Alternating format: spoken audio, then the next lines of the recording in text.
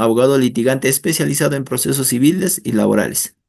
El día de hoy el ponente desarrollará un tema muy interesante sobre el proceso cautelar, solicitud, competencia, oportunidad y finalidad.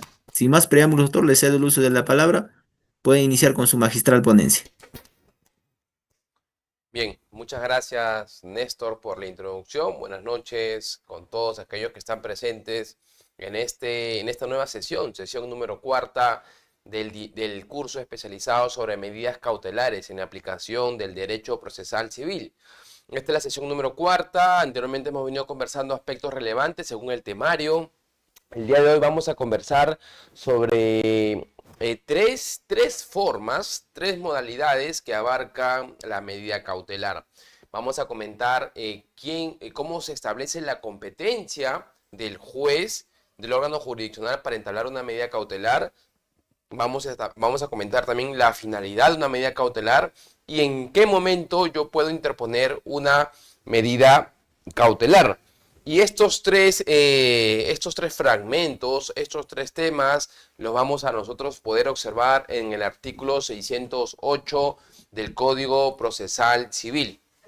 Estas gráficas, este material, justamente ya está a disposición de todos ustedes para que lo puedan analizar, para que lo puedan verificar con detenimiento. Y en la parte de hoy, o el día de hoy, vamos a enfocarnos más que todo en el aspecto práctico para que se pueda entender. Yo aquí tengo a disposición, y siempre esto lo recalco, aquellos que están en el Meet tienen esa facilidad para que puedan ser escuchados, para yo poder oírlos o de repente leerlos. El micro se puede activar para ustedes, para poder hacer la clase de manera muy didáctica, intercambiar opiniones, entre otros. Pero referente a esta sesión, ¿por qué? Porque todavía tenemos unas 4 o 5 sesiones más de medidas cautelares en la cual vamos a comentar, vamos a ahondar más a detalle. ¿Okay? Así que en esta sesión solamente nos vamos a enfocar en la competencia de una medida cautelar, nos vamos a enfocar en la oportunidad de una medida cautelar y nos vamos a enfocar en la finalidad de la medida cautelar. Así que vamos a dar inicio a esta sesión, reencontrándonos en este curso especializado sobre medidas cautelares. A ver, vamos acá a graficar cuál es la finalidad de la medida cautelar. ¿Cuál es la finalidad? ¿Qué es lo que busca una medida cautelar? Como podrán ver ustedes en el artículo 608 del Código Procesal Civil, segundo párrafo, indican que todas las medidas cautelares fuera del proceso están destinadas a asegurar la eficacia de una misma pretensión. ¿Ok? La medida cautelar tiene por finalidad garantizar el cumplimiento de la decisión definitiva. Reitero, el artículo 6.8 en el tercer párrafo establece que la medida cautelar tiene como finalidad asegurar la eficacia de una sentencia definitiva. Y bajo esos parámetros debemos establecer una característica primordial de la medida cautelar. Si la medida cautelar va a asegurar la eficacia de una sentencia a futuro de manera definitiva, quiere decir que la medida cautelar no está dentro del proceso principal. Quiere decir también que la medida cautelar tiene una función de instrumental para el proceso principal. Quiere decir también que la medida cautelar va a ser una suerte para el demandante o para el futuro demandante, para que el demandado no pueda despojar, no pueda liberarse de todo su patrimonio. Entonces, las medidas cautelares en base a esas premisas van a ser relevantes. La respuesta es obviamente positiva. La medida cautelar es de suma relevancia y nosotros como abogados, cuando entablemos una demanda que tenga una estimación patrimonial, en su mayoría, y aquellas que no tienen una estimación patrimonial y que consideramos que la sentencia que puede ser expedida en 3, en 4 años esté en peligro, debemos saber cómo interponer una medida cautelar. Debemos interponer una medida cautelar. Debemos saber en qué momento, en qué circunstancia, y también debemos saber cuáles son los requisitos y cuáles son los contenidos que debe contener esta medida cautelar. En la sesión número 3 hablamos sobre los presupuestos o el contenido de la medida cautelar que está establecida en el artículo 611. comentamos, y esta clase está grabada pues en las diferentes plataformas de Juris, hablamos sobre los 3 presupuestos o los 3 contenidos que marca el artículo 611 del Código Procesal Civil, de la verosimilitud, de la apariencia del derecho, del peligro, la verosimilitud, perdón, el peligro en la demora y la razonabilidad. Y también hablamos de manera muy sucinta de la contracautela. Si cumplimos estos 3 presupuestos o estos 3 contenidos, aparte de los requisitos propios de una medida cautelar, lo que va a pasar es que nosotros aseguremos la eficacia de una sentencia a futuro. Y con ello, ¿qué vamos a lograr? Que a pesar de que el proceso principal dure 5, 6, 7, 8, 9 años, siendo muy modestos, y ustedes se preguntarán ¿qué tanto dura? Sí, efectivamente, un proceso judicial suele durar mucho. Nosotros vamos a poder lograr lo que nuestro cliente nos pide. De repente el cliente nos pide recuperar su deuda, estamos hablando de un factor patrimonial.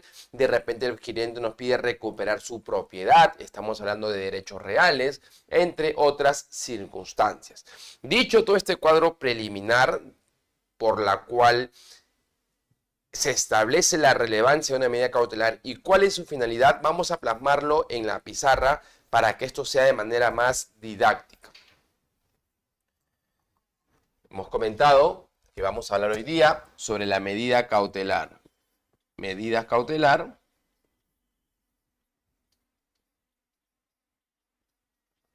Tres aspectos importantes.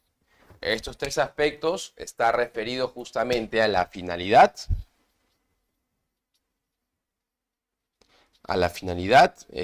También vamos a hablar sobre la competencia. Y vamos a hablar sobre la oportunidad. Ya que en sesiones anteriores en este curso, muchos se preguntaban en qué momento yo debería interponer una medida cautelar, y aquí lo vamos a explicar. Todos estos 3 conceptos o estas 3 definiciones están enmarcadas en nuestro Código Procesal Civil, en el artículo 608. Ya de manera preliminar le estoy estableciendo el marco normativo de la sesión del día de hoy. A ver. ¿Cuál es la finalidad? Vamos a comentar primero haciendo un gráfico para yo demostrarles a ustedes la utilidad de una medida cautelar. Cuando 2 personas tienen un conflicto, estamos ante 2 situaciones. Situación contrapuesta. ¿Esto qué significa? Esto significa que hay un conflicto entre A o B. Un conflicto determinado. Acá hay un conflicto. Y cuando hay un conflicto, ¿qué quiere decir? Que hay intereses contrapuestos. Intereses contrapuestos. Muchos de estos intereses contrapuestos suelen ser solucionados en la vía extrajudicial. Y muchos también de los intereses contrapuestos no son solucionados en la vía extrajudicial, y lo que compete pues es justamente recurrir al órgano jurisdiccional, al Poder Judicial. Ahora, ¿qué pasa? Cuando este conflicto no logra ser solucionado, le vamos a poner una X aquí. ¿Cuál es la siguiente etapa en la cual nosotros vamos a recurrir como última ratio? Nosotros vamos a recurrir al Poder Judicial.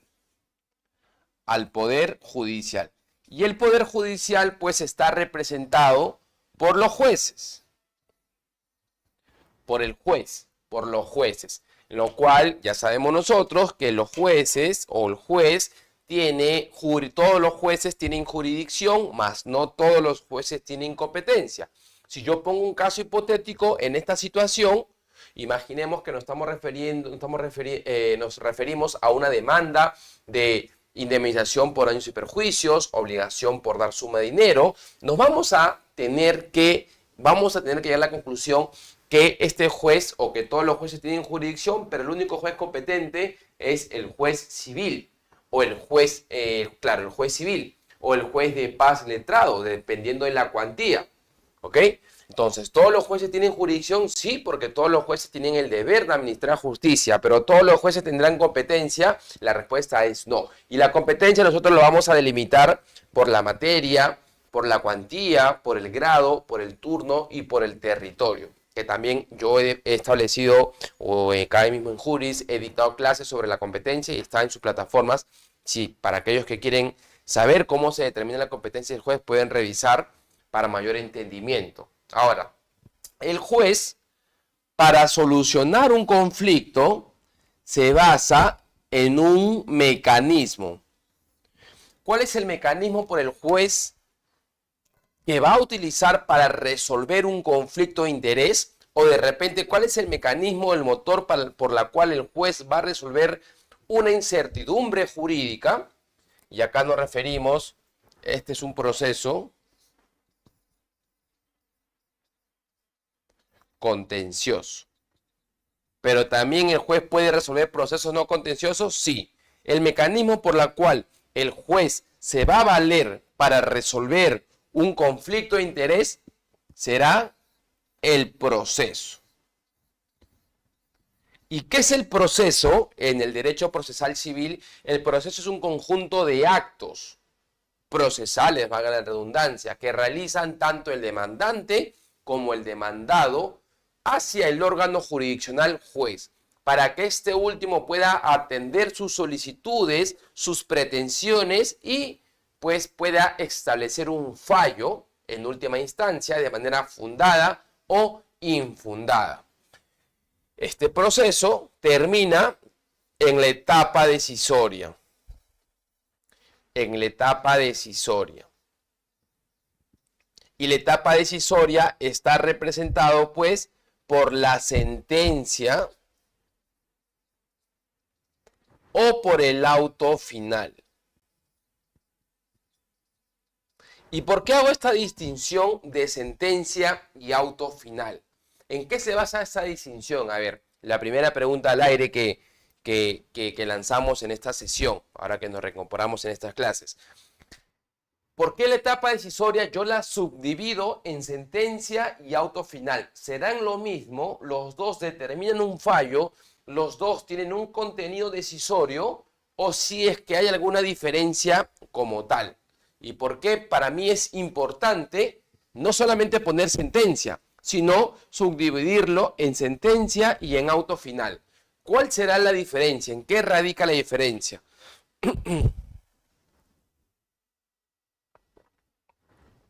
Disculpa la garganta. La diferencia aquí es que cuando hablamos de sentencia, nosotros nos vamos a referir a un proceso de cognición. Y en estos procesos de cognición se encuentra el proceso de conocimiento, el proceso abreviado y el proceso sumarísimo. ¿Ok? Y cuando yo hablo de auto final, me estoy refiriendo a un proceso único de ejecución. ¿Y cuál será la diferencia de un proceso de conocimiento abreviado y sumarísimo con un proceso único de ejecución? Que en el proceso único de ejecución se ventilan pretensiones que tienen como material probatorio títulos ejecutivos. Ejemplo, letras de cambio, conciliaciones extrajudiciales, pagarés, sentencias firmes, entre otras. Y en estos tres tipos de procesos, cualquier medio probatorio que tenga como finalidad crearle certeza al juez de mi pretensión. ¿Por qué hago este esquema? Porque este proceso es el principal. ¿Y cuál es el tema aquí? La finalidad. ¿Cuál es la finalidad de la medida cautelar? La finalidad de la medida cautelar, en primer lugar, vamos a establecer que la medida cautelar es un instrumento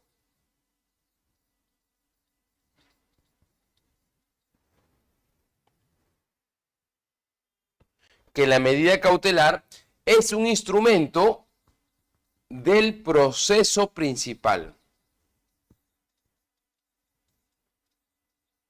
Esta medida cautelar va a ser el instrumento de este proceso principal. ¿Para qué? ¿Para qué? ¿Para qué? Para que este proceso, este instrumento del proceso principal, que es la medida cautelar, ¿por qué le sirve a este proceso principal? ¿Para qué la medida cautelar le va a servir a este proceso principal? ¿Qué es lo que quiere ganar? Justamente, esta medida cautelar es el instrumento del proceso principal con una finalidad: asegurar la eficacia de esta etapa decisoria. Asegurar la eficacia de esta etapa decisoria, que muchas veces se va reflejada con la sentencia y con el auto final. ¿Y por qué? Porque desde que surge un conflicto de interés, desde que tú demandes hasta esta sentencia o a este auto final, suele durar este proceso principal, vamos a ponerle 5 años. 5 años. Y en 5 años, ¿qué puede pasar? Que el demandado o el futuro ejecutado puede transferir sus bienes, puede transferir su patrimonio en general.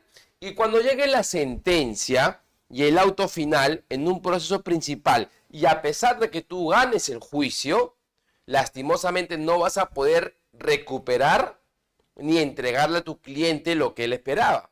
Por eso existe la medida cautelar, porque esta medida cautelar va a ser un instrumento de este proceso principal para asegurar la eficacia de esta etapa decisoria.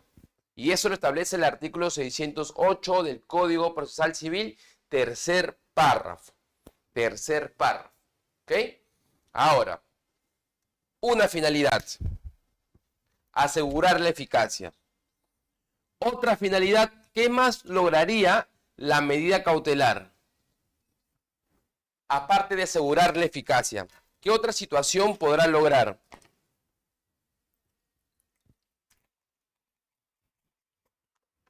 ¿Qué otras circunstancias, aparte de asegurar la eficacia de una sentencia, puede lograr la medida cautelar? ¿O solamente es para asegurar la eficacia de una sentencia? Para que la sentencia surta efecto entre las partes o sobre la parte vencedora.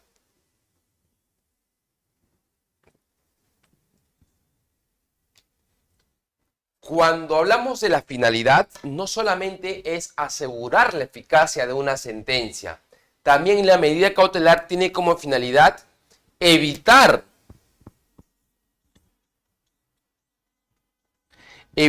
un futuro daño. Evitar un futuro daño. ¿Y cómo así la medida cautelar puede evitar un futuro daño? Claro, porque cuando yo interpongo la demanda, va a pasar 5 años hasta que yo tenga esta sentencia, hasta que yo llegue a la etapa final, ¿verdad? Entonces, con esta medida cautelar, yo puedo evitar un futuro daño. Doctor, ¿pero cómo evitaré un futuro daño? Claro, porque imagínense que estamos en la etapa de contestación de demanda, aún el demandado no contesta su demanda, y yo ya puedo interponer una medida cautelar y yo ya puedo ejecutar una medida cautelar. ¿Y qué es lo que voy a hacer? Voy a congelar sus cuentas bancarias del demandado. ¿Y para qué congelo sus cuentas bancarias del demandado? Justamente para evitar que él la transfiera a un tercero. Y si yo evito que ese demandado o ese ejecutado transfiera sus cuentas bancarias, en el caso en particular, lo que estoy haciendo es evitar un futuro daño hacia el demandante, hacia el futuro vencedor del juicio. Porque cuando llegue esta etapa de sentencia, a pesar de que pasen más de 5 años, las cuentas del demandado van a seguir congeladas. Y si este demandante logra ganar el juicio, se va a cobrar con la retención de este dinero. ¿Y qué estoy haciendo con ello? Justamente evitando un daño. Justamente evitando un daño. Hola, Miguel. Sí, doctor, buenas noches. Sí, aparte de garantizar, ¿no?, la sentencia favorable para el que interpone una medida cautelar, se pueden obtener diversas situaciones, ¿no?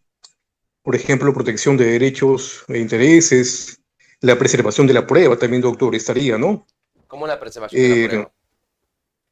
Sí, por ejemplo, en algunos casos las medidas cautelares pueden ayudar a asegurar que las pruebas necesarias para el proceso no sean destruidas o modificadas, por ejemplo, ¿no? También sería un beneficio, ¿no?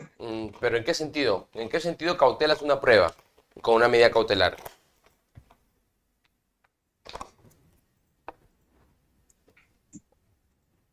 Hola, Miguel. Sí, sí, doctor. Sí, por ejemplo, una medida cautelar en forma de inscripción, ¿no? Ya. No sé, está escrito un tal proceso que va en curso, ¿no? Y podría ser que la otra parte altere las pruebas, la destruya, ¿no? Por ahí sería, doctor. Siento que sí se puede destruir, se puede modificar las pruebas, si es que no se interpone la medida cautelar.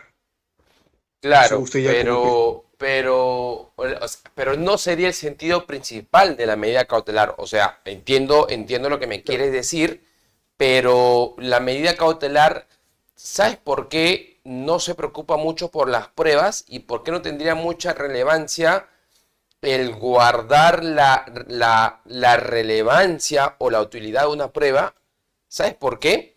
Porque en la medida cautelar, y me permites explicar esto, en la medida cautelar, y yo, a ver, y escucharé sus opiniones si están de acuerdo, ¿no?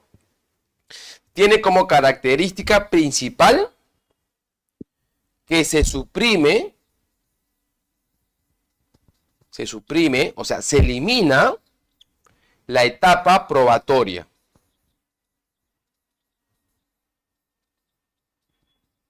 A diferencia del proceso principal. Antes de la etapa decisoria, ¿qué es lo que existe? La etapa probatoria. Y tú te preguntarás, ¿por qué en la medida cautelar se suprime la etapa probatoria? Porque en la medida cautelar tú no vas a actuar las pruebas que tú presentas en tu solicitud cautelar, sino todo lo contrario. En la medida cautelar, para que te la concedan, tú tienes que cumplir con el inciso número 1 que establece el artículo 611 del Código Procesal Civil. ¿Cuál es ese inciso número 1 o el primer presupuesto o el primer contenido del artículo 611 del Código Procesal Civil? ¿Cuál es? Recuerdan que en la sesión número 3 hablamos de la verosimilitud. sí, sí, doctor. Y ustedes recuerdan, o tú Miguel, ya que estás ahí, ¿en qué consistía la verosimilitud del derecho?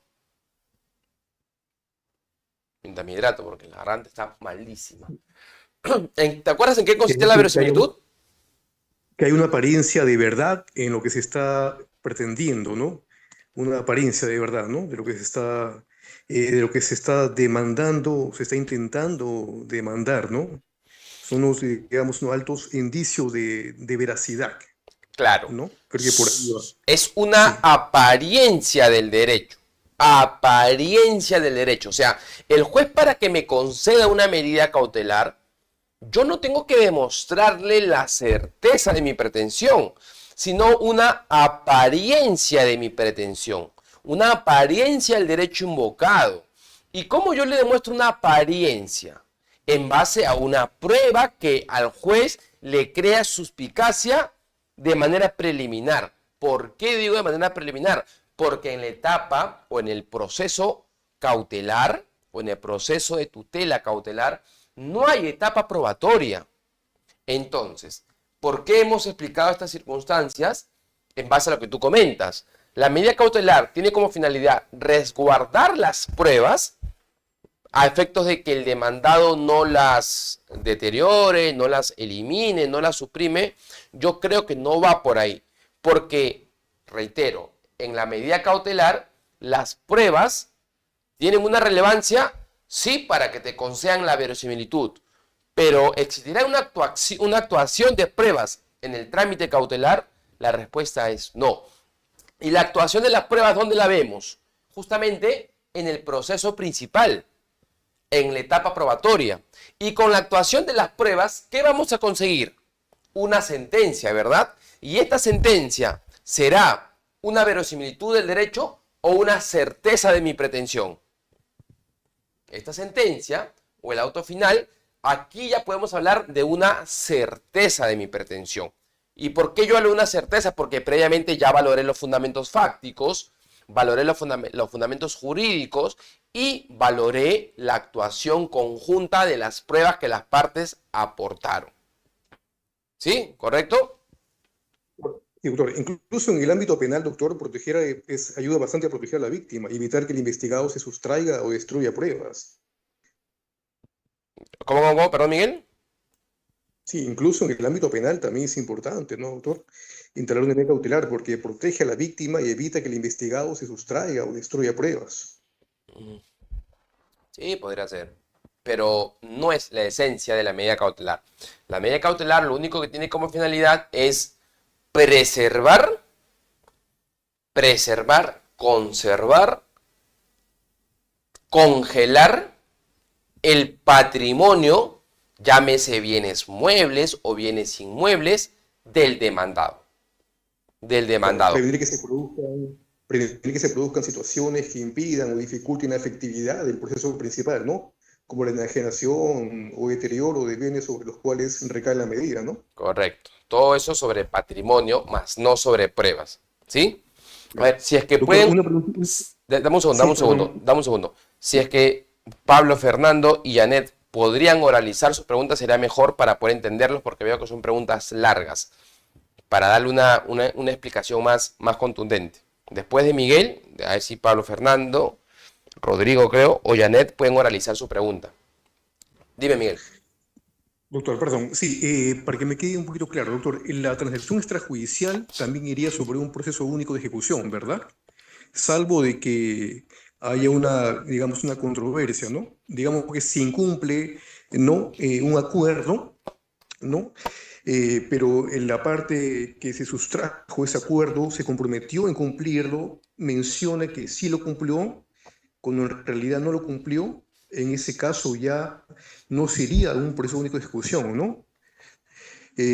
Pero si en caso admite que se incumplió la transacción extrajudicial, ahí sí iría el proceso único de ejecución. No sé si me dejo entender. A ver, ¿Es correcto? para definir, voy a responder tu interrogante, pero no es parte del tema, porque yo he tomado el atrevimiento de mencionar esto, ¿verdad? Auto final, proceso único de ejecución. Si nosotros queremos saber qué medios de pruebas se pueden entablar en un proceso único de ejecución que va a terminar con un auto final, la norma es clara. Nos tenemos que remitir al Código Procesal Civil, a su artículo, y ahí ahorita lo voy a revisar, 608.8 del mismo cuerpo legal. Y también, ya que tú preguntas, Miguel, dame ese trabajito y facilítame las cosas, creo que en el artículo 608.8 del Código Procesal Civil, en el inciso 8, establece que se consideran títulos ejecutivos al documento privado que contenga una transacción extrajudicial. Reitero, al documento privado que contenga una transacción extrajudicial. Desmenuzando ello, la transacción extrajudicial, ¿es un documento privado o un documento público? Es un documento privado. ¿Y por qué es un documento privado? Porque justamente las mismas partes lo suscriben sobre derechos disponibles. Doctor, yo firmo una transacción extrajudicial, listo, entre A o B para que B me pague la suma de 100.000 soles el día tal. Si no cumple, ¿qué hago? Si no cumple, lo que vamos a hacer es, tú vas a ejecutar ese documento privado que contiene una transacción extrajudicial. Y lo vas a ejecutar ante un proceso único de ejecución. ¿Y cuál va a ser su fallo? Un auto final. Similitud sucede, para que ustedes lo asocien, en casos más comunes, con una conciliación extrajudicial. Si yo voy a un centro de conciliación extrajudicial autorizado por el Ministerio de Justicia y las partes suscriben un acuerdo total, se levanta el acta de acuerdo total, y si la parte comprometida o la parte invitada en esta solicitud de conciliación incumple, ¿qué es lo que voy a hacer? voy a ir al Poder Judicial a ejecutar este acta de conciliación en base a un proceso único de ejecución y va a tener como consecuencia la expedición de un auto final. ¿Qué documentos tienen la calidad de títulos ejecutivos? Está de manera expresa, números clausus, el artículo 688 del Código Procesal Civil. Ahora, para verificar, Miguel, si es que es cierto, revisa esa norma y si no la encuentras, yo la reviso ahorita. Lo que no quiero es perderme mucho en el tema. Doctor. Sí, doctor, solamente la interrogante era, doctor, ¿cómo demostrar que esa transacción extrajudicial se incumplió? ¿Cómo demostrar? Es muy clara, pues. Si tú firmas una transacción extrajudicial, yo firmo contigo, Miguel, una transacción extrajudicial, que tú me vas a pagar la suma de 100.000 soles, ¿ok? El cual será depositado a mi cuenta bancaria 00000 del BCP el día 15 de mayo o el día 3 de junio del 2025. Si llega el día 5, 6 de junio y a la fecha no me pagas y yo te curso una carta notarial para que me pagues y aún así no lo haces, yo te voy a demandar. Tú me dirás, doctor, pero yo ya te pagué. Ok, tú ejercerás tu derecho de defensa y adjuntarás el voucher correspondiente y la demanda va a ser declarada infundada. Pero si tú dices, yo ya te pagué y no me adjuntas un medio probatorio, un depósito correspondiente de pago, ¿qué es lo que va a pasar? Que mi demanda va a ser declarada fundada y te van a exigir a ti que tú me pagues el monto solicitado. ¿Sí? A ver. Clarísimo, gracias, doctor. Listo. Hay una voz interrogante. A ver, ahí veo que están. Sí, doctor, le voy a leer algunas preguntas, doctor. A ver, primero hay Janet, Janet, primero Janet Ahí ahí. está, Janet. A ver, Janet. Doctor, buenas noches, gracias. Sí, la consulta que tengo es respecto del artículo 636 del Código Procesal Civil, donde efectivamente dice ejecutada la medida antes de iniciado el proceso principal, el beneficiario debe interponer su demanda ante el mismo juez dentro de los 10 días posteriores a dicho acto. Es decir, la medida cautelar debería de estar inscrita, en este caso, al ser de inscripción, debería inscribirse primero y luego iniciarse dentro de los 10 días posteriores. ¿Sería como un requisito de admisibilidad del proceso principal o no? Sí, correcto, Janet. Es válido. Y eso es, Janet, el artículo 636 que marca, está concatenado con el artículo 608 en el momento en el cual voy a explicar la oportunidad. ¿Sí? Estamos ahorita en finalidad, Janet. Cuando ya esté en la oportunidad, me haces acordar, por favor. Activas tu audio y me dices que explique la oportunidad, pero de manera preliminar nomás. Esto se refiere a la oportunidad en la cual nosotros podemos interponer una medida cautelar. ¿En qué momento puede interponer una medida cautelar? Antes de iniciar un proceso, será válido durante el proceso o fuera del proceso. ¿Cuál es el momento? El artículo 636 te indica una medida cautelar fuera del proceso y vamos a explicar ya en el trámite. Termino de dar esta explicación y de repente ya me voy a saltar a la oportunidad, ¿sí? Pero me haces acordar, por favor. Gracias, doctor. Está bien. Sí, doctor, vayamos con una pregunta escrita, doctor. El colega Pablo Fernández nos dice, doctor, una consulta, ¿en un proceso no contencioso se puede solicitar una medida cautelar? En un proceso no contencioso se puede solicitar una medida cautelar. Entendamos la utilidad. A ver, y me va a permitir esta gráfica. Esta gráfica es referente a un proceso contencioso, ¿verdad? ¿Por qué? Porque hay un conflicto entre A o B.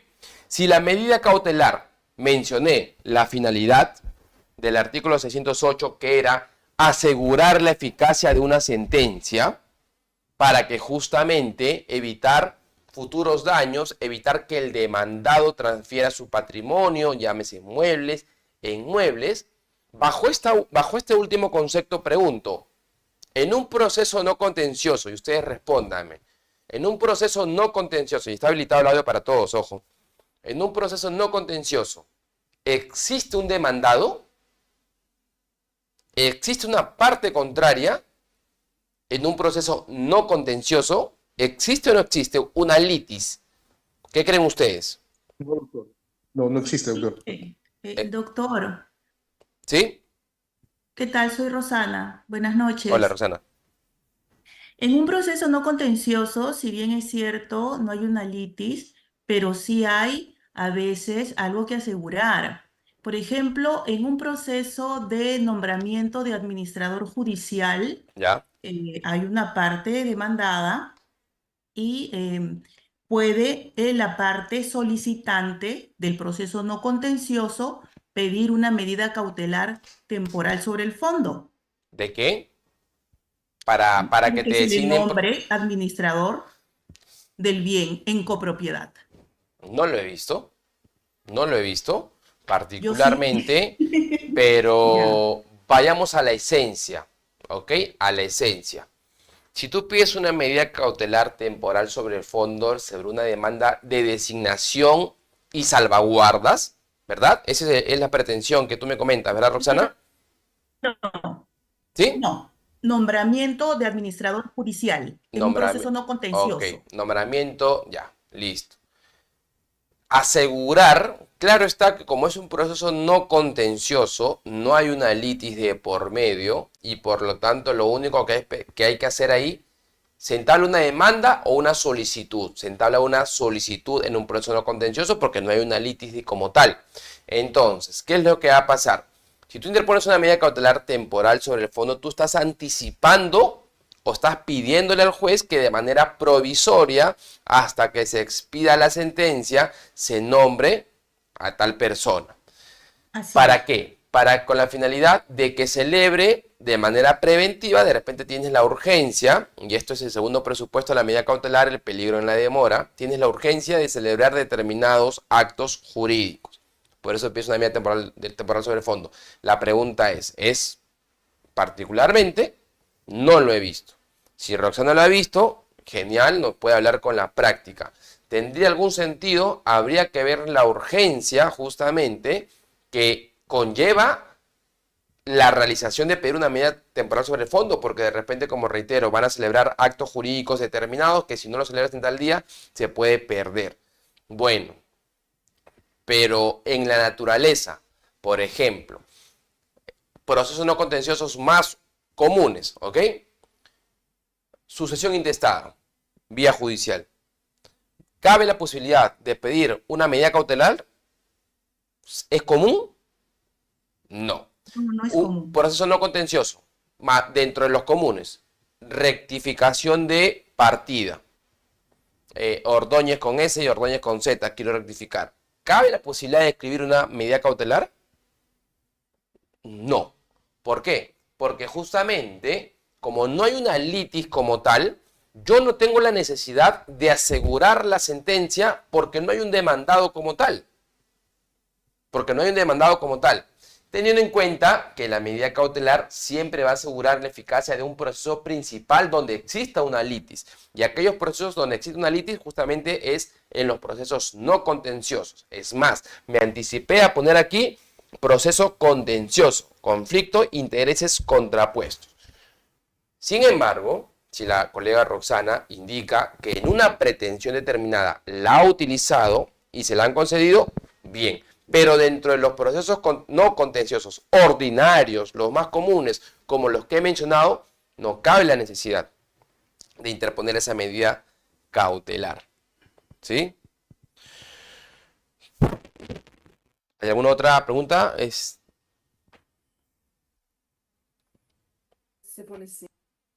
A ver, Sí, doctor. Javier. Ahí está levantando la mano, el colega Javier, doctor. Sí, doctor. En esa línea, doctor, vamos a poner, usted mencionó sobre los apoyos y salvaguardas. Eh, si, a ver, hay una designación hay 5 hijos y se designó a 2 hijos para apoyo y salvaguarda de la mamá, pero los otros 3 hijos están en contra porque los que fueron designados quieren este,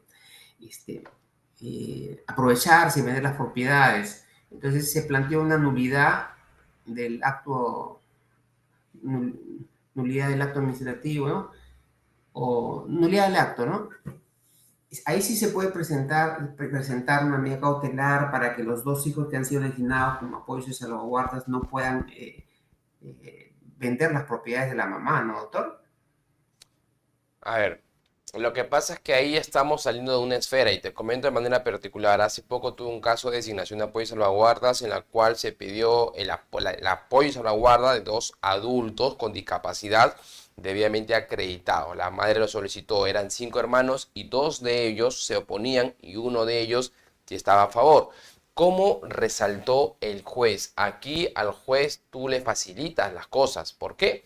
Porque tranquilamente va a denegar esa solicitud de apoyo y salvaguarda porque adjuntaron que habían pruebas determinantes. Ahora, pregunto, este proceso de apoyo y salvaguarda, ¿sabes cuánto duró? 6 meses, 8 meses a lo mucho. La pregunta sería, en caso tú quieras interponer una medida cautelar, que yo me imagino que estás pensando de no innovar, ¿verdad? De no innovar a efectos de no alterar la situación de hecho, ¿surtiría efecto? Yo creo que no, porque el proceso netamente es célere y no amerita ninguna complicación. Ahora, ¿para qué interponer una medida cautelar si la madre que pide, en este caso, Javier, que tú me comentas, el apoyo y salvaguardas, no va a poder actuar en nombre de ellos porque necesita de la sentencia firme?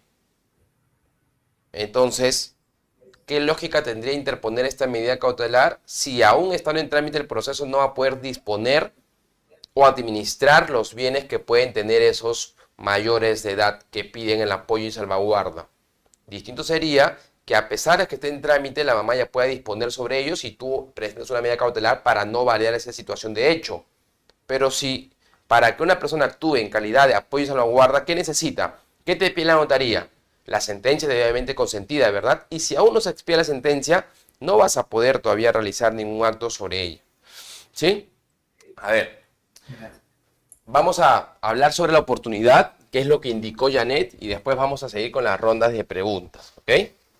La oportunidad de una medida cautelar. Y esta ya es una explicación netamente práctica. Vamos a tomar de ejemplo una... Pero de ejemplo nada más, ¿ah? Porque de repente se van a ir por otro lado. Vamos a tomar de ejemplo, a ver, la petición de herencia. La petición de herencia. Sí sabemos lo que es petición de herencia, ¿verdad? A ver, imagínense que esta es una propiedad. Esta es una casita que le pertenecía a Israel. ¿Sí? A Israel. Pero Israel lastimosamente falleció. Israel falleció. Israel tiene un hijo 1, hijo 2, hijo 3. Estos 2 primeros hijos realizaron la sucesión intestada, ¿ok? Y se declararon como herederos. ¿Qué calidad de herederos son ellos 2? ¿Qué calidad son los hijos de un fallecido? Forzosos. Forzosos. ¿Ok? ¿Qué situación encontramos aquí? Que el heredero forzoso es el hijo 1 y el hijo 2. Y el hijo 3, ¿qué pasó con el hijo 3? Fue excluido. Fue excluido. Y cuando uno es excluido de la masa hereditaria, ¿qué es lo que corresponde? Justamente... De manera petición de herencia para concurrir. Correcto. Vamos a ejercer, y vamos a hacerlo de manera muy académica, de paso por paso, ¿ya? Vamos a ejercer nuestro derecho de acción, ¿verdad?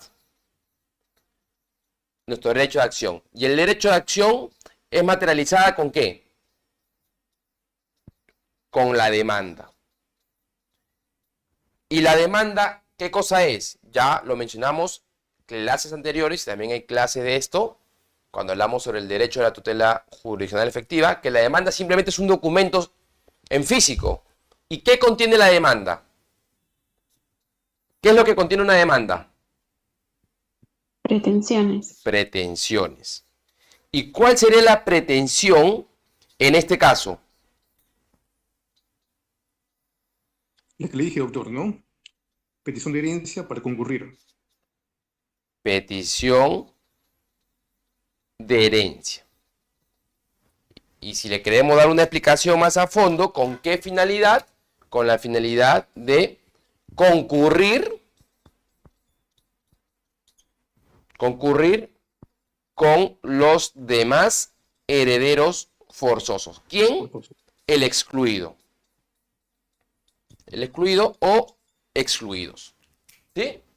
Aquí, cuando muere una persona, se activa la apertura sucesoria. Y ustedes se preguntarán, ¿por qué toco un caso de familia?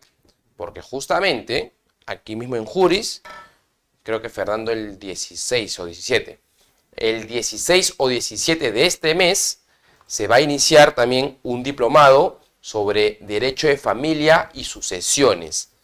Derecho de Familia y Sucesiones, 16 o 17 de junio, en la cual se va a tocar estos temas, como otros del Derecho de Sucesiones y el Derecho de Familia, que va a ser dictado por mi persona, conjuntamente con otros especialistas. 16, ¿verdad?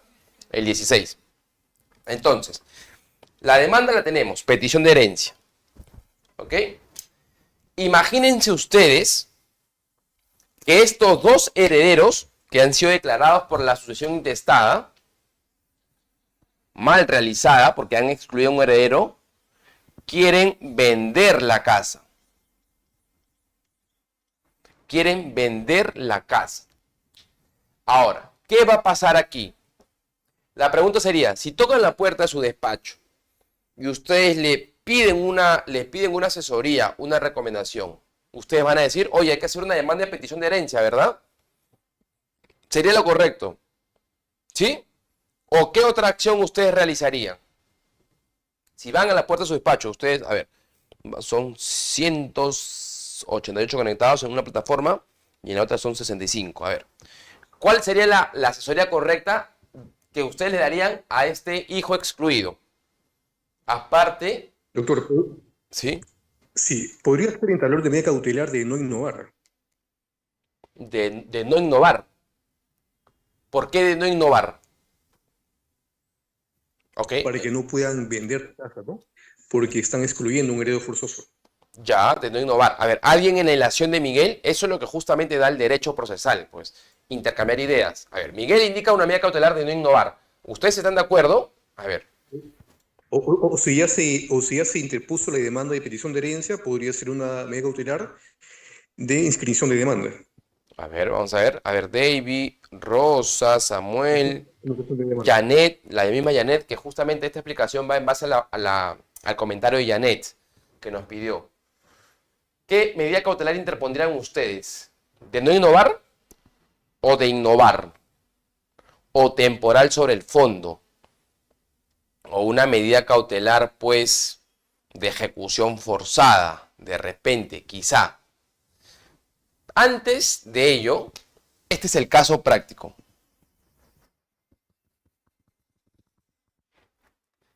¿Cuál es lo más usual? ¿Demandar de frente? No. ¿Por qué no? Porque si tú demandas de frente, vas a quitar sorpresa. Y los hijos que han sido declarados como herederos automáticamente van a transferir el bien. Lo que ustedes tienen que hacer es interponer una medida cautelar Anotación. fuera del proceso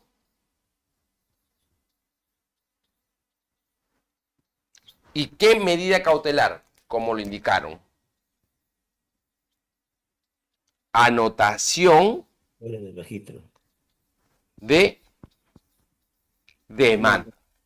La anotación de demanda, ¿por qué la anotación de demanda, doctor? ¿Por qué? ¿Por qué no medida temporal? ¿Por qué? Porque estamos hablando de un bien De protección.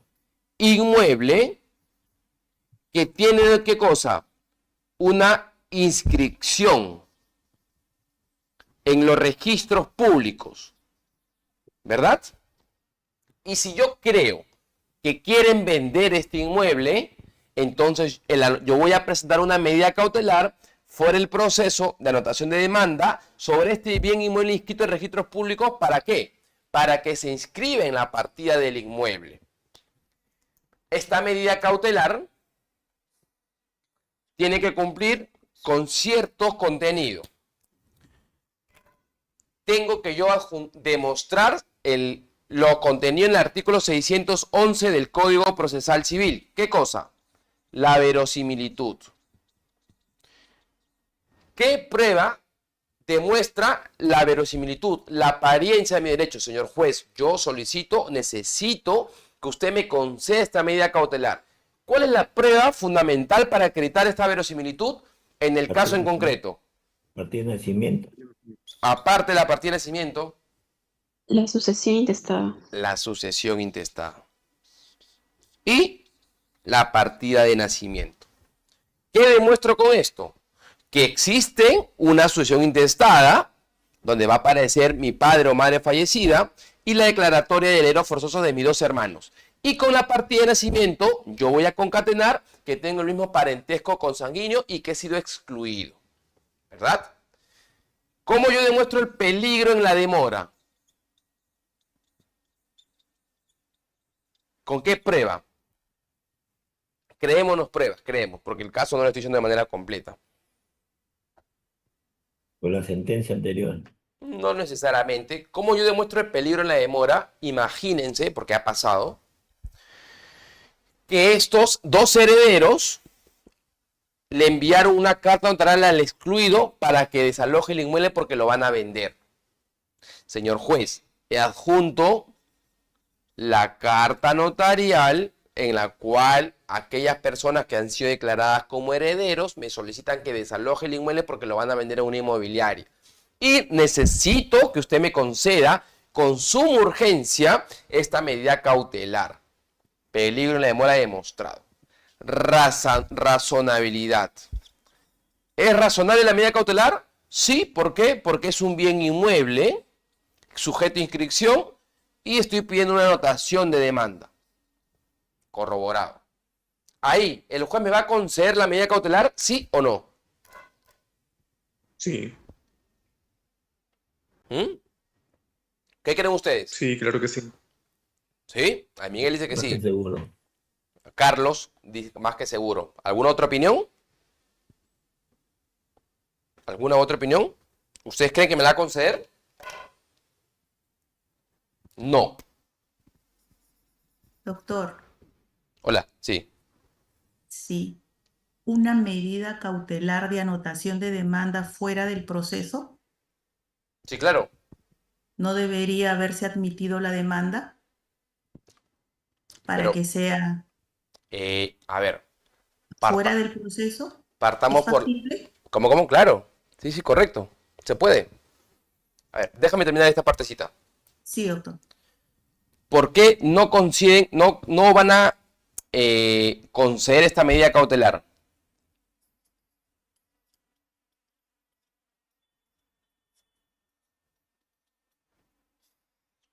Faltaría la contracautela.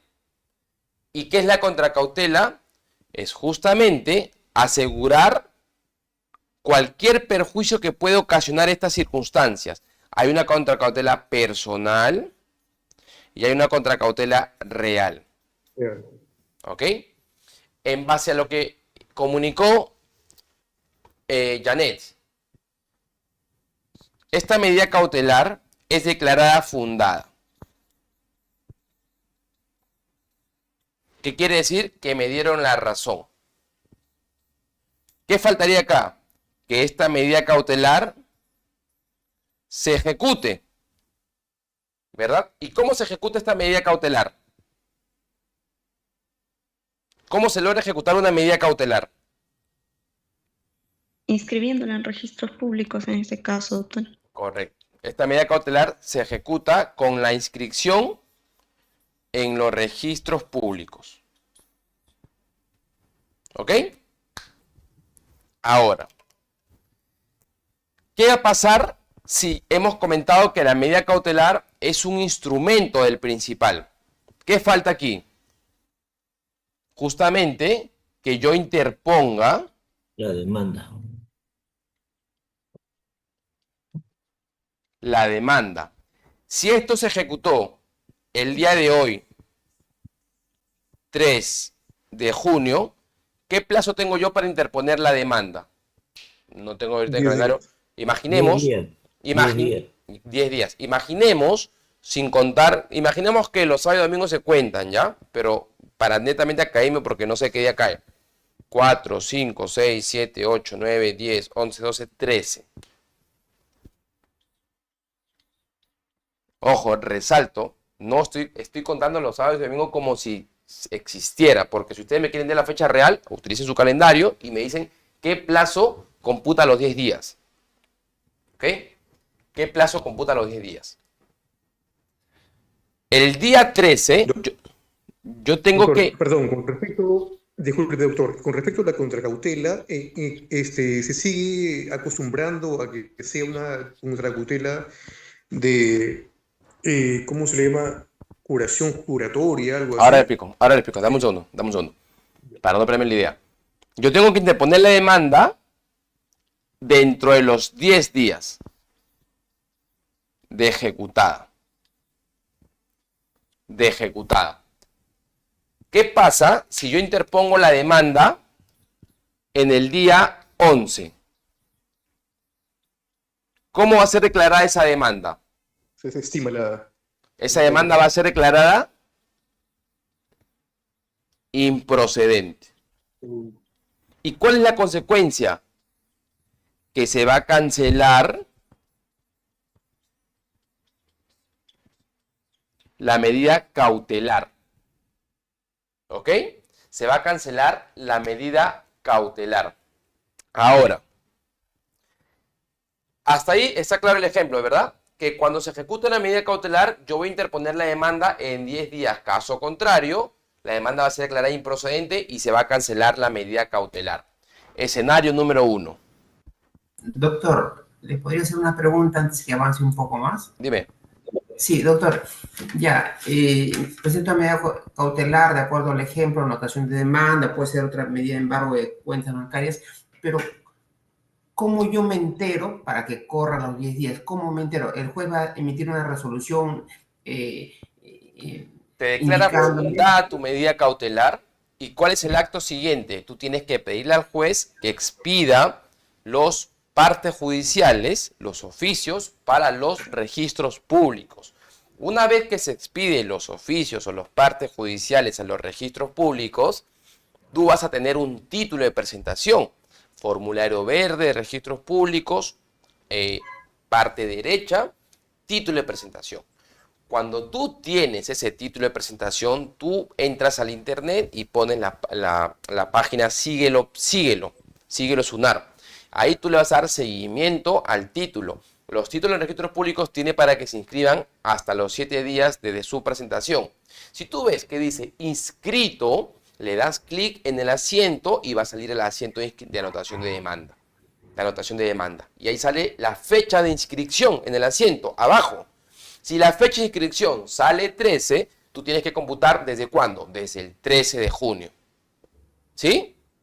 Sí. Y en el caso de embargo de cuentas bancarias, ¿cómo? En embargo de cuentas bancarias, ¿qué es lo que va a pasar? El juez oficia automáticamente a las entidades que tú has consignado en tu medida cautelar para que ellos informen si es que tienen alguna cuenta o eres cliente o tienes o dinero.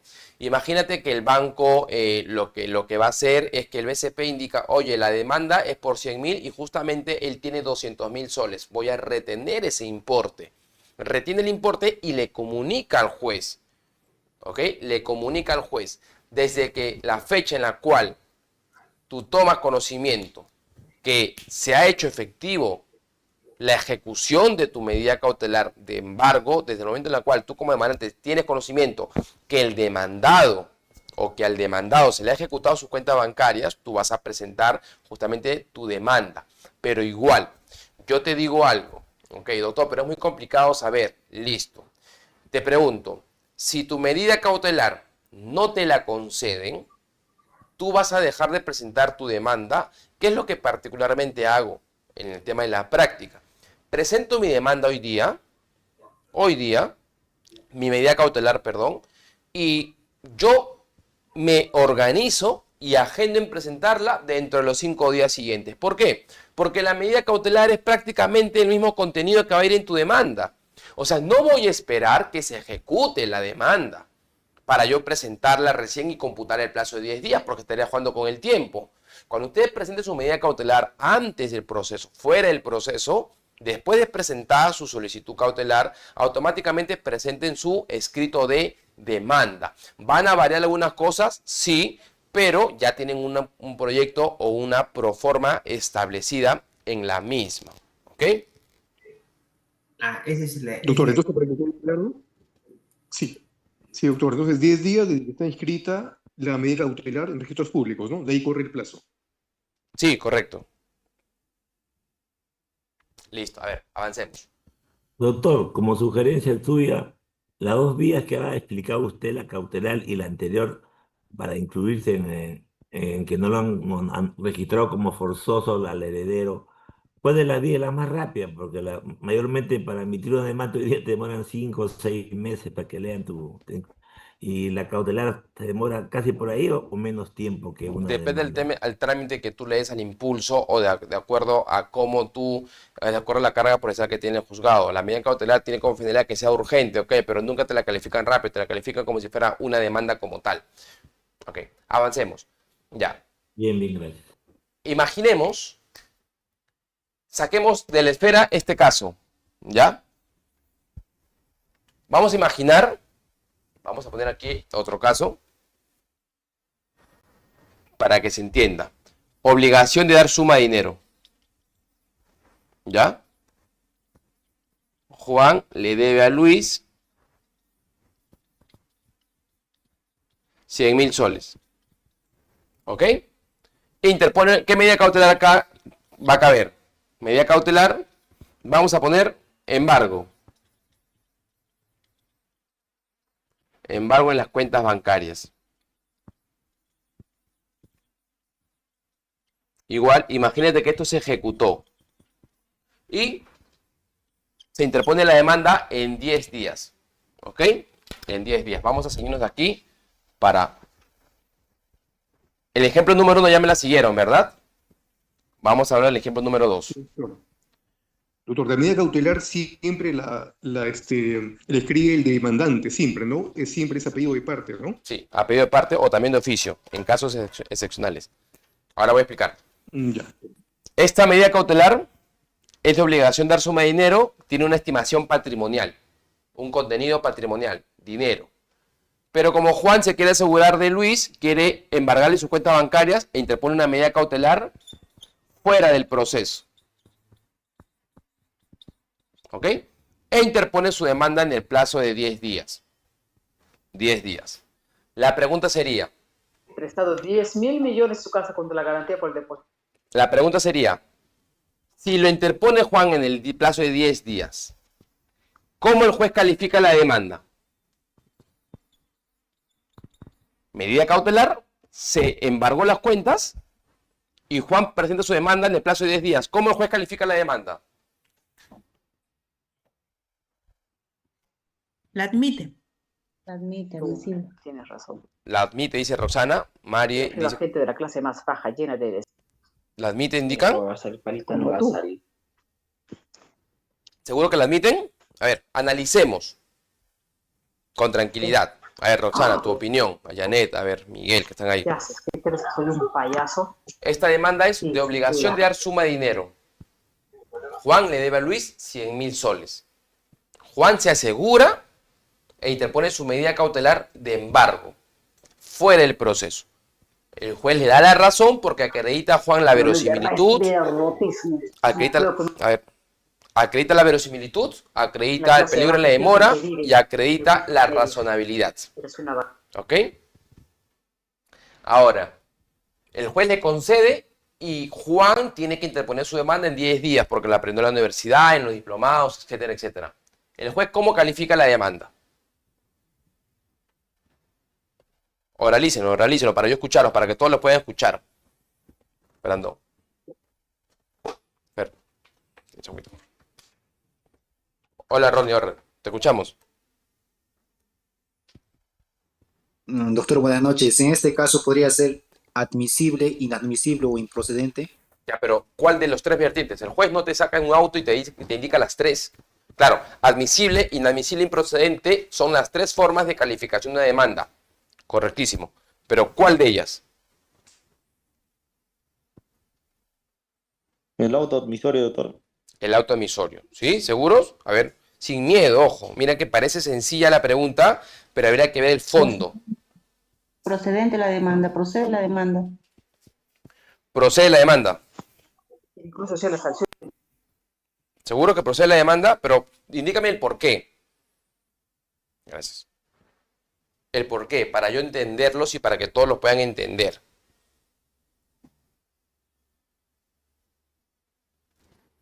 Procede, doctor, porque está dentro de los 10 días que indicó el juez.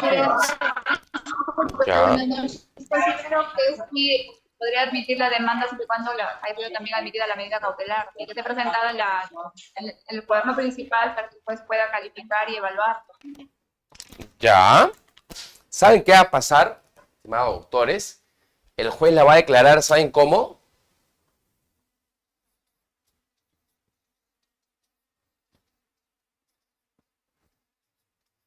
Inadmisible. ¿Y por qué la declararé inadmisible? ¿Por qué la declararé inadmisible? ¿Qué falta acá?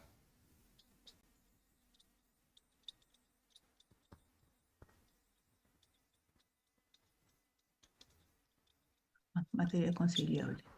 El acta de conciliación. ¿Por qué? Porque si vamos a presentar una medida cautelar fuera del proceso sobre una pretensión que tiene una estimación patrimonial, es una materia conciliable. ¿Y cuál es el procedimiento regular para yo demandar? El procedimiento regular, ¿cuál es? El siguiente, ¿no? Primero yo concilio, después demando, ¿verdad? Pero como acá se ha invertido la situación, primero yo interpongo una medida cautelar fuera del proceso. Si me la ejecutan, yo tengo, antes de demandar, invitar a conciliar. Y después, yo tengo que demandar. Entonces, en ese interín entre la presentación de la medida cautelar y la presentación de la demanda, se puede ya conciliar, ¿no? Invitar a conciliar. Claro, ¿y por qué hago este ejemplo? Porque justamente es lo que me comentó Janet, el 636. ¿Qué dice? Ejecutada la medida cautelar antes de iniciar el proceso, acá está, el beneficiario debe interponer la demanda ante el mismo juez dentro del plazo de 10 días. Primer ejemplo, primer escenario, 10 días, correcto. Cuando el procedimiento conciliatorio extrajudicial fuera necesario para la procedencia de la demanda, pregunto, en este caso, ¿la conciliación es procedente para esta demanda? Sí, ¿verdad? ¿Por qué? Porque es una materia conciliable. El plazo para la interposición de esta demanda se computará a partir de la conclusión del procedimiento conciliatorio, el que deberá ser iniciado dentro de los 5 días hábiles de haber tomado conocimiento de la ejecución de la medida cautelar. ¿Cuál es el trámite? Te ejecuta la medida cautelar y tienes que invitarlo a conciliar dentro del plazo de 5 días de ejecutada esta medida cautelar. Y después, recién demandar. ¿Sí? ¿Se entiende el ejemplo? Porque 5 días, que esos 5 días corren desde que se ejecuta la medida cautelar. Desde que se ejecuta la medida cautelar. Medida cautelar. fuera del proceso, se ejecuta el 5 de diciembre. ¿Cuál es el siguiente? Si es una demanda o va a ser una demanda de obligación del suma de dinero, conciliar. ¿En qué plazo? 5 días. Esto es, tengo para invitarlo a conciliar hasta el 10 de diciembre. Ejemplo académico, no sé si cae sábado o domingo, no lo estoy contando. Imagínate que este procedimiento de conciliación, primera invitación, segunda invitación, demoró 10 días. O bueno, demoró los días que quiera. Y acá tú levantas el acta. Desde que suscribes el acta, pasas aquí para demandar. ¿Sí? ¿Se entiende? Sí, doctor, indistintamente se demore 10 días o más días. Correcto. Correcto. Es válido. Ahora, esta es una medida cautelar fuera del proceso. A ver, Janet, ¿estás ahí, Janet? Este es el ejemplo de Janet que tú pedías, ojo. ¿Lograste entender, Janet, la oportunidad? Sí, doctor, pero yo también me refería, o sea, mi duda también recaía en la primera parte del artículo que dice que tiene que ser entre los 10 días. Por ejemplo, si es un proceso de único de ejecución de obligación de dar suma de dinero y ya hay un título valor para ejecutarlo, y sería un requisito todavía esperar los 10 días de ejecutada la medida cautelar para presentar la demanda Claro, o no. claro. Tú te preguntarás, ¿pero por qué? Si ya tengo acreditado mi derecho con el título valor, ¿verdad? Igual, ese es el procedimiento. Tienes que ejecutarse y tienes 10 días para presentar tu demanda. Te reitero, no es necesario que esperes los 10 días de ejecutada. Tú presentas tu medida cautelar para resguardar la creencia del demandado y al día siguiente puedes presentar tu demanda de ejecución de título valor y seguirá el trámite correspondiente sin ningún problema. No esperen que se ejecute la medida cautelar. Presenten su demanda a los días siguientes. Reitero, ya tienen el esquema de la medida cautelar. La demanda es prácticamente el esquema similar. Obviamente que tienes que fundamentar, adjuntar una gran cantidad de pruebas. Y si es proceso único de ejecución, simplemente adjunta el título valor o el título ejecutivo, nada más. Bien. Gracias, doctor. La oportunidad para presentar una medida cautelar es fuera del proceso, según lo que le he comentado, y dentro del proceso. ¿Sí? Posición número 1, fuera del proceso, es la medida cautelar aquí, y recién acá inicia el proceso. ¿Y cuál es el segundo momento que yo tengo para presentar una medida cautelar? Dentro del proceso. Primero demanda al demandado, se da el saneamiento, se ponen los puntos controvertidos, voy a dar el saneamiento probatorio, voy a la etapa de actuación de pruebas, y voy a la etapa de sentencia. Y la medida cautelar yo la puedo interponer en cualquier estado del proceso, dentro del proceso. La pregunta sería, ¿cuál es más idónea? ¿Antes del proceso o durante el proceso? La pregunta más antes del proceso es idóneo. ¿Por qué? Porque la medida cautelar tiene como características que es sorpresiva. Si tú le pones a conocimiento del demandado que le vas a interponer una medida cautelar o que ya lo demandaste, el demandado desde que ya recibe la notificación de la demanda, automáticamente se va a despojar de los bienes porque sabe o va a ser asesorado de los mecanismos procesales que la otra parte puede realizar. Entonces es mejor interponer una medida cautelar antes del proceso que dentro del proceso. Y vamos a ver ahora... Doctor, ¿cabe mencionar Sí, perdón. Cabe mencionar que en los procesos únicos de ejecución no es necesario presentar contracautela, ¿no?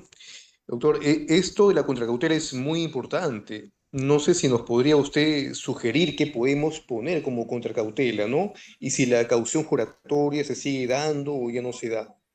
Pero la contracautela no lo voy a tocar hoy día, Miguel, me vas a disculpar. ¿Por qué? Porque fue la clase anterior. Y me voy a desvirtuar justamente, y al inicio de la clase, siempre comento que Juris tuvo a disposición hacer un curso completo de medidas cautelar, pero por temario. La contracautela lo hablamos en la sesión anterior, justamente con los presupuestos de la medida cautelar. Ahora, la siguiente clase que nos toca, que es el día martes, vamos a hablar sobre la solicitud cautelar y el esquema de la medida cautelar. Ahí, ¿qué cosa vamos a especificar? Los requisitos de una medida cautelar, el artículo 610 del Código Procesal Civil. Y si tú revisas el artículo 610, están los requisitos y dentro de los requisitos está la contracautela.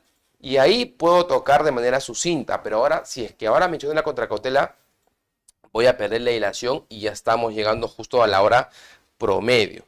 Vamos a hablar sobre Doctor, la... tenemos otra mano levantada del colega Juan Carlos. A ver, adelante. Hola, Juan Carlos. Aló, profesor. Una consultita. Usted nos ha indicado ahorita, en el caso de que se ponga la medida cautelar antes del proceso, ¿correcto? Y si fuera al revés, ¿también hay algún plazo? O sea, yo puedo demandar, ¿no es cierto? ¿Cuánto tiempo para que debería pasar para que se le traslade la demanda a la otra parte? Y si en ese interín yo puedo pedir la medida cautelar. Esa era mi pregunta. No hay un plazo. Si tú interpones tu demanda y estás en un proceso principal, puedes interponer la medida cautelar en cualquier estado del proceso, obviamente antes de que se expida la sentencia de primera instancia. No hay un plazo entre la demanda y la medida cautelar dentro del proceso, sino cuando tú lo consideres pertinente la interpones. Y disculpe, otra preguntita. Por ejemplo, se hizo una audiencia de conciliación, es un caso real, y se invitó a la parte que nunca asistió a las dos audiencias, ¿no? Y se le dijo obligación de dar suma de dinero y determinación de algo así como de la cuantía de la indemnización por la demora, ¿correcto? Mi pregunta es, ¿esa misma acta puede servir para entablar dos procesos, el de obligación de dar suma de dinero y el de daños y perjuicio, o necesitamos hacer todo en el mismo proceso? No, pero puedes establecer una acumulación de pretensiones y esa acta te puede servir para esos procesos, sí. Demanda de obligación de dar suma de dinero y como pretensión accesoria una indemnización por daños y perjuicios por los daños emergentes, lucro cesante que te debió ocasionar. ¿Te va a servir? Sí te va a servir. Ahí tienes que hacer ahí tienes que aplicar la acumulación de pretensiones, si es que la calificas como una pretensión alternativa, como una pretensión accesoria, una pretensión subordinada o dos pretensiones principales como tal. Entonces, ahí tendrías que ver mucho el tema de la acumulación. No tendrías por qué demandar bajo dos vías. ¿Por qué? Porque el juez civil va a ser el competente para ver esa pretensión de acuerdo al monto de la pretensión. De repente también puede ser en la vía de proceso de conocimiento, abreviado y sumarísimo, paletrado, juez civil, de acuerdo a la cuantía. Pero el acta de conciliación, desde ya, es un título ejecutivo. Ahora, si yo tengo un acta de conciliación que fijé una obligación de dar suma de dinero y una indemnización, lo único que voy a hacer es ejecutarla, nada más. Ya no tendría por qué... No te ha fijado, sí me he fijado la parte, o sea, ¿por qué? Porque, o sea, como usted dijo, se declaró inadmisible en este caso la demanda porque no teníamos el acta de conciliación en el proceso de suma de dinero, ¿no? Obligación de dar suma de dinero. Entonces, se cuenta con un acta donde la parte no existió, pero se le está solicitando lo que es obligación de dar suma de dinero y indemnización por daños y perjuicios, ¿no? Claro. Entonces, El acta de conciliación, el acta de conciliación es un requisito de procedencia para aquellas pretensiones económicas. Con eso tú demuestras el interés para obrar y es un requisito de procedibilidad. Las juntas, señor juez, he agotado este mecanismo extrajudicial, no surge efecto, recurro a su despacho para solicitar tutela. gracias, profesor. Listo, Juan Carlos. La competencia. A ver. Los dos escenarios, ¿ya? Recapitulando con el tema de la oportunidad. Si yo interpongo una medida cautelar, acá,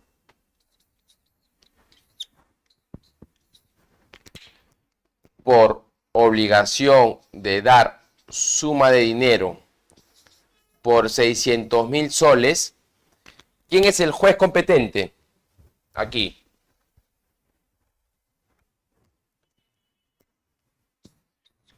Medida cautelar de obligación de dar suma de dinero por 600.000 soles. ¿Quién va a ser el competente? Aquí. El juez especializado en lo civil. ¿Y bajo qué vía? La vía procedimental del conocimiento. Conocimiento, ¿verdad? ¿Y por qué el juez civil? Porque el juez civil va a ver pretensiones que suman más de 1.000 URP. ¿Y 1.000 URP cuánto es? 535.000 soles. ¿Sí? ¿Me siguen? ¿Me siguen en esta secuencia? Sí. Y mi pretensión es de 600.000 soles, o sea, supera el máximo permitido para que lo vea un juez civil bajo la vía de proceso de conocimiento. Se ejecutó esta medida cautelar. ¿Quién va a ser el juez competente? ¿Quién va a ser el juez competente para ver la demanda principal?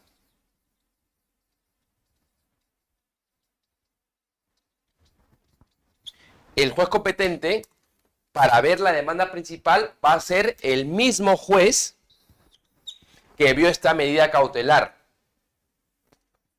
Juez civil y bajo la misma vía procedimental de conocimiento. ¿Y por qué? Porque es el mismo juez. ¿Por qué yo no puedo alterar? Porque la medida cautelar es un instrumento del proceso principal y como tal debe seguir las reglas del proceso principal. ¿En lo referido a qué? Que se tramitan ante el mismo juez y ante la misma vía procedimental. Doctor, si lo interpongo ante el juez de paz letrado, ¿cómo va a ser declarada esta demanda principal? Va a ser declarada improcedente por incompetencia. ¿Y qué es lo que va a pasar? Se va a cancelar automáticamente la medida cautelar. Por eso, interpongan bien su medida cautelar. Si la interponen ante el juez de paz letrado, ante un proceso de abreviado, la demanda principal lo va a ver el juez de paz letrado en el mismo proceso abreviado. Abreviado. ¿Sí? ¿Estamos claros ahí? ¿Está claro ahí? ¿Hay alguna duda? Está claro. Ahora entramos a la ronda de preguntas.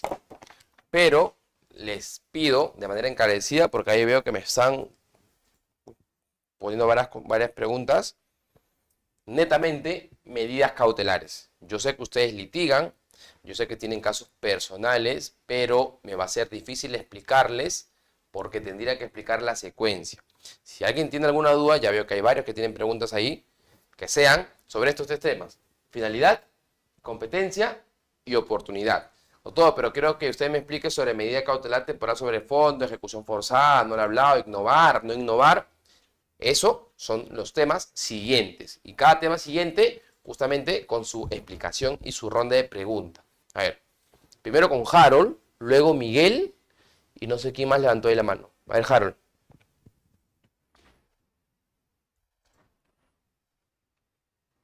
Hola, Harold. Doctor, ¿ahora me escucha? ¿Me escucha? Hola, Harold, sí te escucho. Doctor, la pregunta es la siguiente. Si me han declarado inadmisible la medida cautelar y me han otorgado un plazo, por ejemplo, de 3 días para que subsane los vicios, ¿qué pasaría, doctor, si no cumplo con subsanar estos vicios? ¿Podría presentar nuevamente la medida cautelar? A ver, aquí explico, Jaime. Harold, ¿verdad?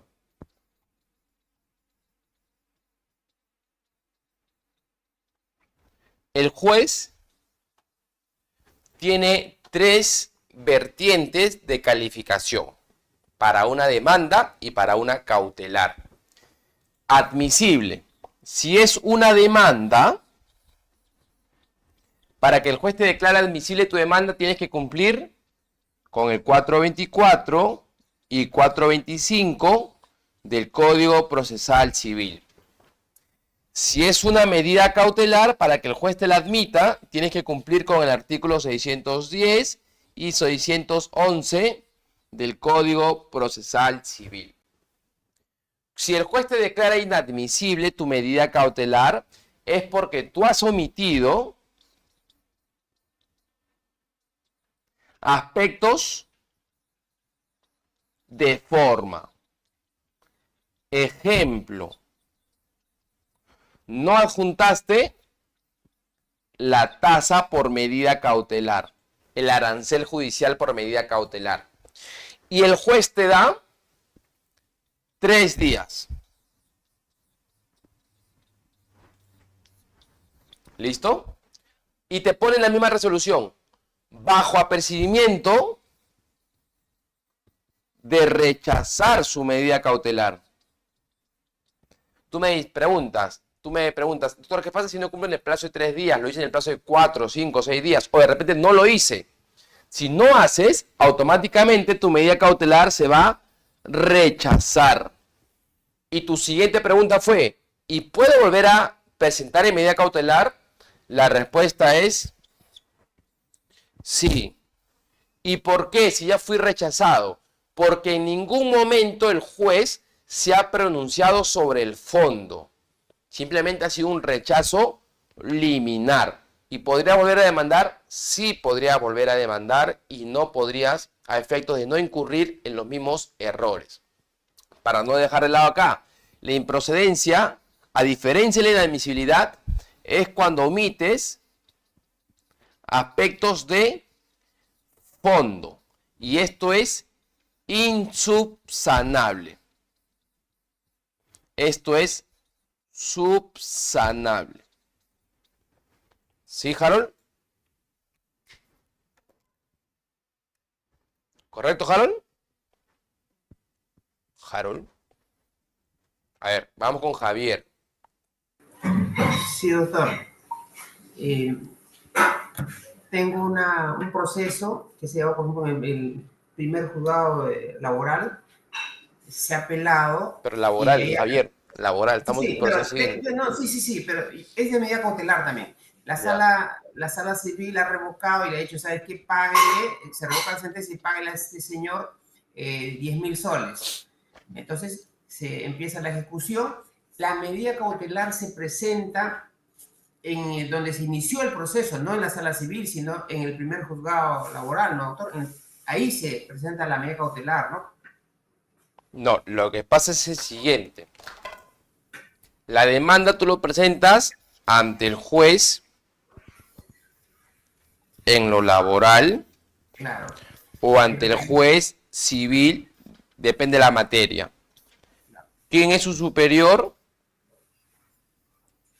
La sala laboral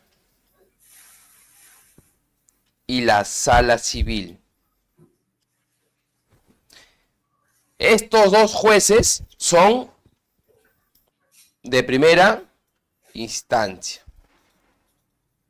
Y estos son de segunda instancia, ¿verdad?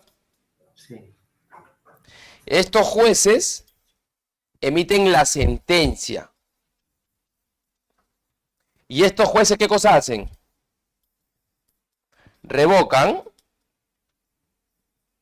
confirman o declaran nula esta sentencia, ¿verdad? Así es. Si este juez, si la sala superior en la cual la parte afectada ha ejercido su medio impugnatorio, su derecho a la pluralidad de instancias, confirma la sentencia que te declara fundada tu pago de beneficios sociales u otro, la medida cautelar, ¿dónde la vas a interponer? Aquí. ¿Por qué? Porque acá ya entras a la etapa, estuviste en la etapa de sentencia, pasaste a la etapa impugnatoria. Ahora, ¿qué te falta? La etapa ejecutoria. ¿Y dónde lo vas a ejecutar? Ante el juez de primera instancia, porque el superior le ordena. Devuélvese los actuados al juez de primera instancia, al ACUO, a efecto de que haga efectivo la ejecución de la sentencia. Excelente, ¿Sí? doctor. Gracias. Listo, Javier. Miguel. Hola, Miguel. Sí, doctor, solamente para preguntarte, ¿cuáles son las medidas cautelares que el juez debe entablar de oficio, ¿no? Aparte de la asignación anticipada. Aparte de la ¿qué? De alimentos. Asignación anticipada. Sí, correcto. Aparte de esa, ¿cuál más sería de oficio? A ver, he visto un caso. Imagínate que tú solicitas que una persona se le declare ebrio habitual. ¿Qué más? ¿Cuáles son las clases de interdictos? A ver, ebrio habitual, toxicómano, entre otros. Y esta persona que solicitan que se le declare como tal, menciona dentro de sus fundamentos que es un peligro para la sociedad.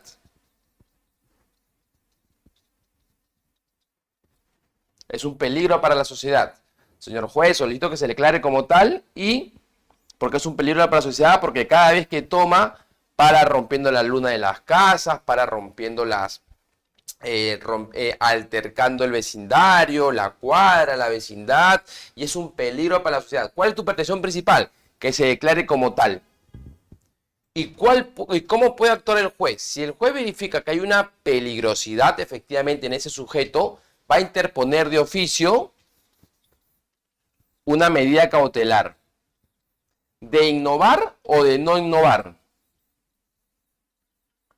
De innovar. ¿Y qué es lo que va a hacer? Lo que va a procurar es que esta persona se le interne. Se interne. Doctor, ¿pero por qué de oficio si la otra persona? Porque justamente el demandante no pidió eso, pero el juez, valorando que justamente es un peligro para la sociedad, en su comportamiento, en sus actitudes, en las pruebas, puede solicitar de oficio el internamiento a un centro de salud, a estos centros de recomposición, entre otros. ¿Sí? En el caso, doctor, de ebrios habituales, toxicómanos, ¿no? En esos casos, ¿no? Del artículo 44 de capacidad de ejercicio restringida. Así es. Así es. Ya, gracias. Gracias, doctor. Listo. ¿Alguna otra duda? Sí, también sería en el caso de familia, ¿no? Cuando hay violencia familiar, a veces el juez de oficio dicta una medida cautelar de oficio, ¿no? Claro, en el caso de familia, a raíz de la ley pues que erradica la violencia contra los integrantes del grupo familiar, ¿no? Contra las mujeres integrantes del grupo familiar, de oficio dicta medidas cautelares, sí dicta medidas cautelares. Y el tema de familia y alimentos también, que ya ustedes lo conocen como asignación anticipada, ¿no? Para sostener el interés del niño y del adolescente. ¿Sí, chicos? ¿Alguna otra duda? Wow, la otra plataforma. Doctor, y normalmente, ¿cuánto como dura 200, ¿no? el juez para esta medida cautelar dar de oficio? ¿La hace de manera célere? Todo actuar del juez tiene que hacer de manera célere, porque el juez es director del proceso y cumple pues con uno de los, y eso está establecido en el título preliminar del Código Procesal Civil. Juez es director del proceso, tiene que procurar los actos céleres a efecto de que no encuentre o no estén inmersos en dilataciones innecesarias y de encontrar pues la justicia de manera de manera eficaz. O sea, ¿debería hacerlo? Sí. La carga laboral lo permite, a veces no. ¿Sí? En teoría te diría que sí, pero en la práctica te diría que no se suele dar en ese aspecto. Bien, doctor, buenas noches. Ese diplomado que comenta el 16 es igual al que tomando el mes pasado o es más enfocado a sucesiones. Gracias, indica David. Este diplomado que va a iniciar el 16 de junio es un diplomado de sucesiones y derecho de familia. Por ejemplo, en sucesiones, temas que recuerdo que se me han tocado. La herencia, cómo se distribuye la masa hereditaria, los herederos forzosos, el orden sucesorio, la apertura sucesoria, el testamento, sucesión intestada y aspectos prácticos. Creo que se me han asignado unos 7, 8 temas como tal. Y por familia también se va a aplicar, creo que los temas de familia, cuestiones elementales del proceso de familia. Así que es una mixtura de temas de sucesiones y de derecho de familia que va a iniciar el 16 de junio. 16 de junio. ¿Cuáles serán las clases del diplomado? Me interesa inscribirme. Eso sí, sobre las clases, les pido por favor que puedan escribir al número de Juris para que tengan mayor información. Los horarios, ahí le van a brindar todos los horarios, quiénes son los ponentes, cuáles son los temas. Desde ya le digo que sí, mi persona va a dictar, son como unos 7, 8 temas que se me ha asignado. Y pues nos vamos a ver, este curso de medidas cautelares acaba el 17 de junio. Y desde el 16, o sea, un día antes, vamos a comenzar con el diplomado de sucesiones hasta lo que resta. Así que igual es un diplomado sumamente importante. Es importante que sepan sucesiones para que sepan cómo se reparte la masa hereditaria en caso de que existan hijos, ascendientes, descendientes y entre otros temas de suma importancia. ¿Ok? Bien, chicos, entonces... Doctor, buenas noches, una consulta. Hola, Daniel. Doctor, referente a el órgano de auxilio judicial sobre un embargo en forma de retención de cuentas bancarias. El banco. Sí. ¿El mismo banco? A ver, ¿Quién es los el órgano órganos de de auxilio judicial son aquellos que van a cooperar con la eficacia de hacer efectiva la medida cautelar por parte del juez. Ejemplo, en el caso que tú me brindas, en la medida cautelar de embargo, ¿no? De las cuentas, del embargo de las cuentas bancarias del demandado. ¿Quién se encarga de retener las cuentas del demandado? Justamente los bancos, las cajas, las cooperativas, entre otras. Ellos son los órganos que van a prestar apoyo para que se retengan las cuentas del demandado y para que informen al juzgado si es que eres cliente o no eres cliente, y si es que eres cliente te retengan el monto dinerario que existe en tu cuenta. O sea, los órganos de apoyo es muy importante, sí, porque van a coadyuvar a la labor jurisdiccional a efecto de que sea efectiva la medida cautelar. ¿Sí? Y doctor, en la demanda, ¿cómo iría en la demanda cautelar? No, tú no te preocupes, tú solamente pon en la demanda cautelar, notifícame los bancos y se sobreentiende que el Poder Judicial va a oficiar a las centrales de los bancos para que ellos ejerzan sus funciones. Gracias, doctor. Listo, Daniel. Bien, chicos. Igual es muy grato volvernos a encontrar en un inicio de semana sobre este curso de medidas cautelares y nos vemos el día jueves a las 7:30, igual, la misma hora, de 7:30 a 9:30 aprox. Así que nos vemos en la siguiente semana, no sin antes, no se vayan para que ahí le pongan los datos de la información del diplomado que va a iniciar el 16 de junio sobre sucesiones y familia. Nos vemos. Sí, doctor. Excelente ponencia, doctor, como siempre. Ha sido muy interesante sus clases. Asimismo, agradecemos a todos nuestros colegas participantes que han estado muy activos con sus preguntas y el doctor, como siempre, amablemente responde todas las preguntas. Ha sido un verdadero honor, doctor, tenerlos con nosotros. Le deseamos el mayor de los éxitos en su camino profesional. Asimismo, les voy a brindar lo que el doctor ha indicado sobre el diplomado de familia. Les voy a compartir, a ver, el banner publicitario.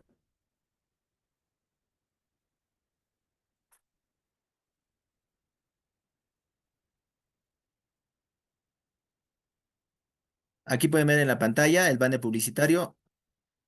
El 16 de junio iniciamos con un nuevo diplomado, el Diplomado de Derecho de Familia y Sucesiones. Este diplomado lo va a dictar el doctor que está dictando de manera presencial.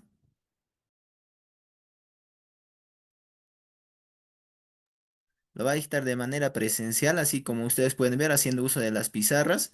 También el doctor Juan Carlos del Águila, un reconocido docente y ponente, y la doctora Evelyn Castro.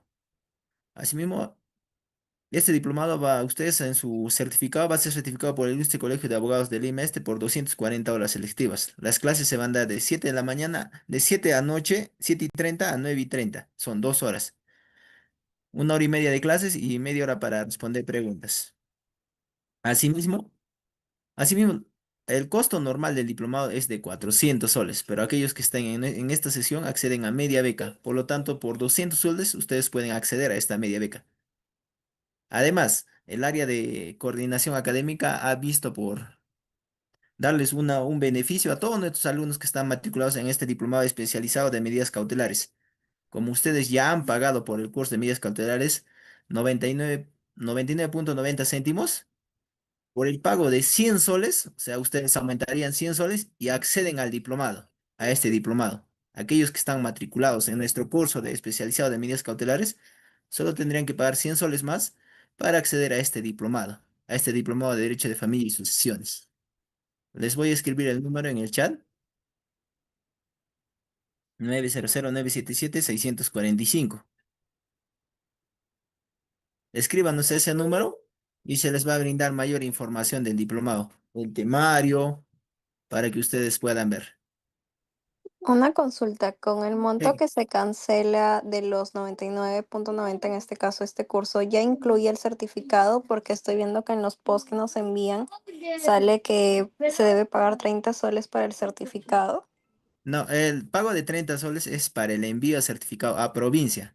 El certificado se les va a emitir tanto en digital y en físico. Aquellos que deseen, ¿no? Aquellos que puedan venir hasta la oficina en Lima, no necesitan pagar 30 soles. Dentro del pago del diplomado está ya su certificado que se emite en forma digital, que lo puedan descargar por el aula virtual y también en físico. Pero si quieren que se les envíe a provincia, es el pago de 30 soles para enviar por Olva Courier. Ah, ya. Muchas Sí. gracias. Así, aquellos que quieran accedan, ¿no? Aquellos que se han matriculado en este diplomado, en este curso, por el pago de 100 soles más, van a acceder al diplomado. Escríbanos al número 900-977-645. Les voy a también compartir. Disculpe, buenas Sí. noches. Una consulta. ¿Cuánto tiempo va a durar el diplomado? Yo ya me matriculé, pero quería saber eso. Ah, ok. Entonces, a ver un momento.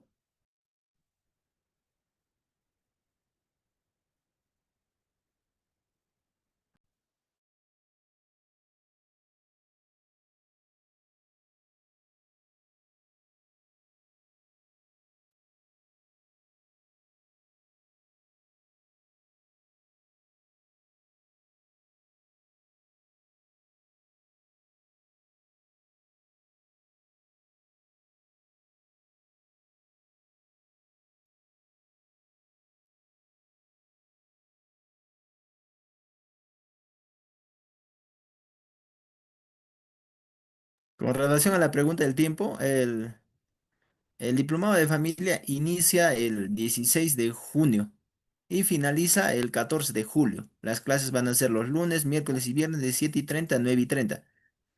Aquellos que se matriculen van a tener acceso al aula virtual y van a poder participar. Si no pueden en vivo, no tienen algún inconveniente para participar en vivo, ver las clases en vivo, lo van a hacer desde su aula virtual. Van a poder descargar sus materiales, acceso a las clases grabadas. Perdón, nos dijo lunes, miércoles y viernes, de 7:30 a 9:30, ¿no? ¿El fin cuándo sería? ¿Finalizaría cuándo? A ver. Sí, las clases del diplomado de familia inician el 16 de junio y finaliza el 14 de julio. Lunes 14 de julio. En julio, correcto. Correcto. El mismo docente que ha participado también va a dictar la mayoría de las clases. Va a dictar él, también el doctor Juan Carlos del Águila y la doctora Evelyn Castro.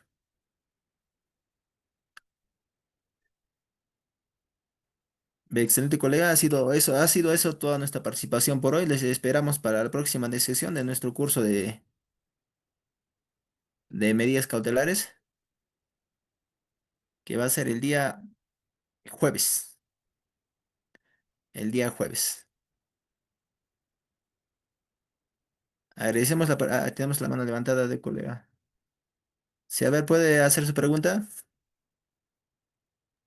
Sí, le quería preguntar, ¿un total de cuántas clases serían? Ah,